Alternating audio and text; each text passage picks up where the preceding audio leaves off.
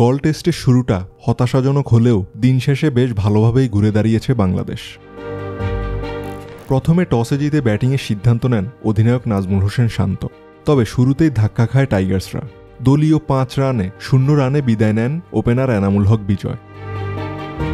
এরপর মমিনুল হক ও সাদমান ইসলাম ইনিংস গুছিয়ে নেওয়ার চেষ্টা করেন, কিন্তু তারা বেশি সময় স্থায়ী হতে পারেননি। সাদমান 14 ও মমিনুল 29 রান করে ফিরলে বড় চাপে পড়ে সফরকারীরা।